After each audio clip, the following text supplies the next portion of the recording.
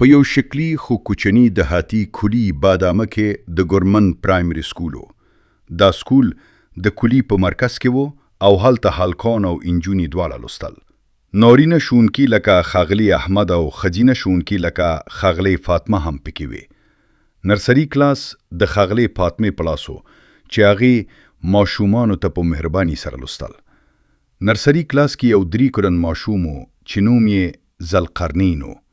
ذوالقرنین هر ورځ سپینې شلوار قمیص او سپینې شلوار اغوستی و چې د سکول یونیفارم و. هغه خوکلی او هوجار ماشوم و خو ډیر شرارتي هم و. ټول ماشومان او ښوونکي له هغه څخه ستړي شوي وو. هغه په هر ورځ سکول کاز شرارت پیلاوه او هیڅوک یې نه منل. یوه ورځ ذوالقرنین په کلاس کې ننوت او سمدستي یې د یوې کوچنۍ انجلۍ نوټ بک واخیست او په فرش یې غورځاوه. انجلۍ زړله او ویل ذوالقرنین زما نوټ بک خراب کړې. ذوالقرنین خندل او ویل ما ته خو دا خوښیږي. بلې ورځ هغه په یو هلکانو اونک توی کړ. هلکانو ټول لباسونه خټ شول او هغوی هم ځلل. ذوالقرنین بیا هم خندل. کله به یې د ماشومانو قلمدبونه اخیستل او خپل کار لپاره به یې کارول. هغوی ته به یې نه ورکول. او کله به یې د ښاغلې فاطمې میز ته لاړ سي او د هغې کتابونه او قلمونه به یې وشکول. ښاغلې فاطمه هر ورځ ذوالقرنین ته ډیر سمجول. هغې به په نرمۍ سره ورته ویل ذوالقرنین زما زویې ته ولې دا شرارتونه کوي؟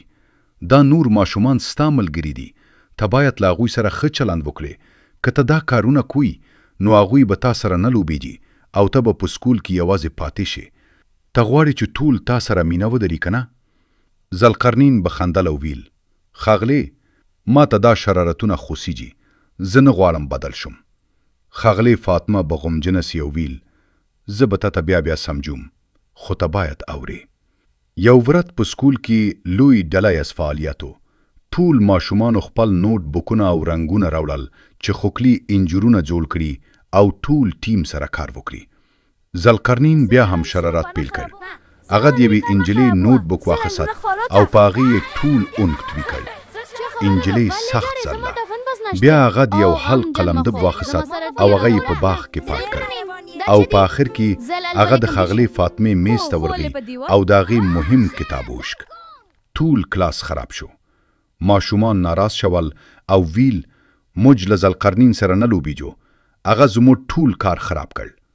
ټول ماشومان له ذوالقرنین څخه لرې شول. هیڅوک ورسره نه لوبېدل او نه یې خبرې کولې. ذوالقرنین یوازې په یو کونج کې ناست او غمجن و. هغه ولیدل چې هغه خپل ملګري له لاسه ورکړي دي.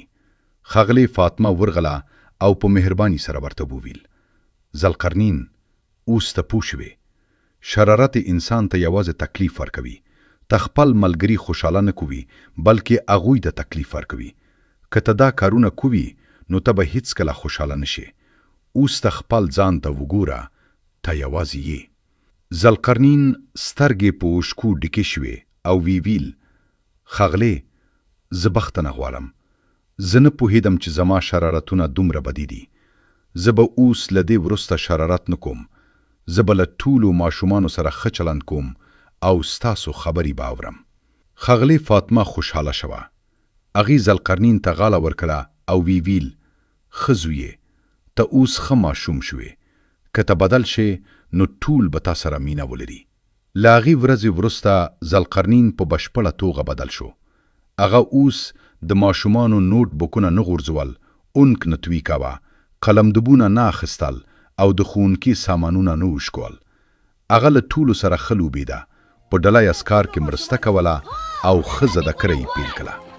ټول ماشومان او ښوونکي له هغه څخه خوشحاله شول. ذوالقرنین اوس د سکول غوره ماشوم.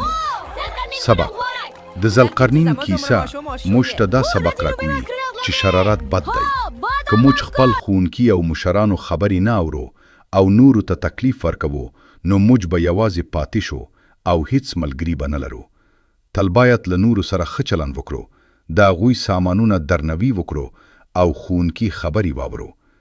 دا کار موږ ته خوشحالي او ملګري راکوي. که ته هم شرارتي یې نو ذوالقرنین په شان بدل شه او ښه ماشوم شه. زما زمره ماشوم یه هو راځي لوبې وکړو لوبې